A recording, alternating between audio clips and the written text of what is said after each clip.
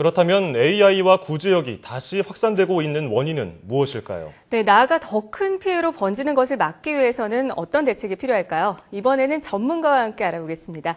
충남대학교 수의학과 서상희 교수 전화로 연결돼 있습니다. 교수님 안녕하십니까? 네, 안녕하십니까? 네, 조류 인플루엔자에 이어서 구제역이 걷잡을 수 없이 확산이 되고 있는 상황인데요. 이렇게 가축 전염병이 다시 발생하게 된 원인, 무엇 때문이라고 보십니까? 예, 일단은 구제역 경우는요, 국내에서 잘 아시다시피 2010년도, 11년도, 살처분 하면서 백신을 도입했는데요. 일단 백신의 하고, 현재 변종된 바이러스 일치도가 떨어져서 이 구제역이 발생하고 있는 것으로 보이고요. 예. 네네. AI 경우는 2014년 1월 16일 날 고창에서 발생한 이후 벌써 1년이 지났잖아요. 네. 결국은 이 토착가로 접어든 상태에서 계속 발생하고 있는 것으로 보입니다. 예. 교수님, 우리나라에서 네. 구제역은 주로 겨울이나 봄에 발생했다가 여름에 사라졌었는데 최근에는 AI와 구제역 등 가축 전염병이 계절에 상관없이 발생하고 있지 않습니까? 네, 그렇습니다. 예, 이렇게 되면 지난 2011년에 발생했던 구제역 재앙과 같은 최악의 사태가 되풀이되지 않을까 우려의 목소리가 높아지고 있는데요. 네. 어떻게 보고 계십니까?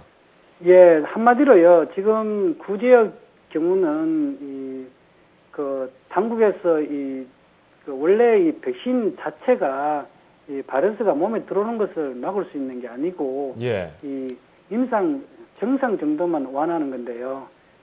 다시 말하면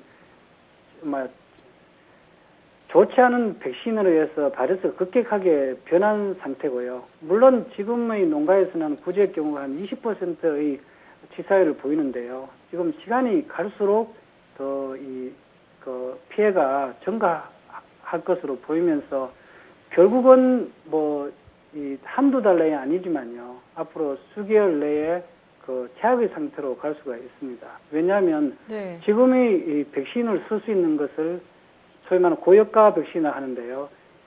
백신의 단백질 양을 최대로 사용하는 상황이거든요.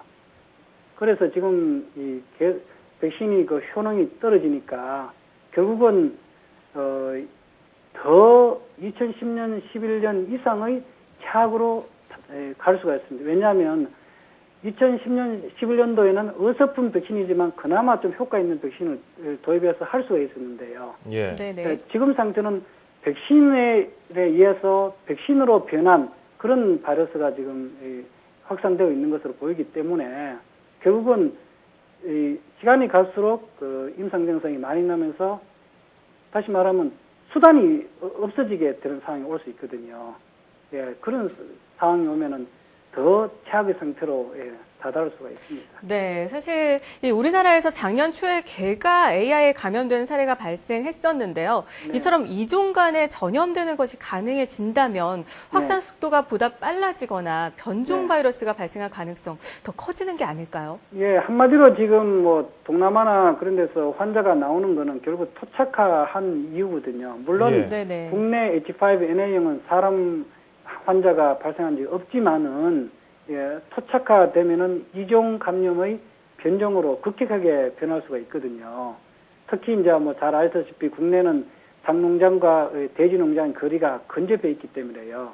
결국은 돼지 경우는 AI가 쉽게 감염할 수 있기 때문에 또 AI가 급격하게 변화를 할 수 있거든요. 그렇게 예. 되면 우리가 우려하는 변종 바이러스 출현이 가까워지기 때문에 다시 말하면 토착화의 길은 양계 산업뿐만 아니라 돼지 산업 더 나아가서 우리 국민에게도 많은 인류에도 영향을 줄 수 있는 상황으로 갈 수 있기 때문에 예. 상당히 위험한 상황으로 지금 접어들고 있다. 저는 그렇게 보고 있습니다. 예. 네. 자, 교수님께서 말씀하신 것처럼 가축 질병이 토착화되고 있다면 네. 국내 환경에 맞는 예방 백신이 새롭게 개발돼야 될 것 같은데 이 부분에 대한 연구는 어떻게 진행되고 있습니까? 예, 기본적으로 AI 경우는요. 저희 실험실이 벌써 지난 3월에 개발을 했고요. 예. 또 저는 아무런 조건 없이 정부에서 필요하면 국가에 필요하면 주겠다고 했는데도 농림부 경우는 검증되지 않았다. 이렇게 소문을 내는데요.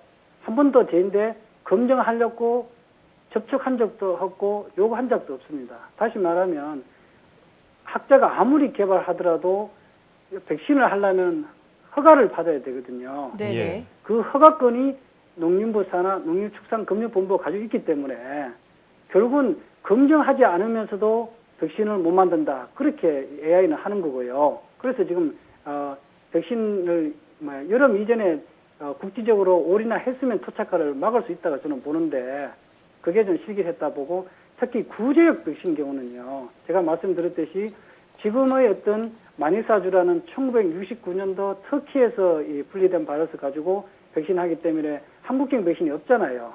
네. 근데 구제역 경우는 국내에서 구제역 백신을 생산할 수 있는 시설이 없습니다.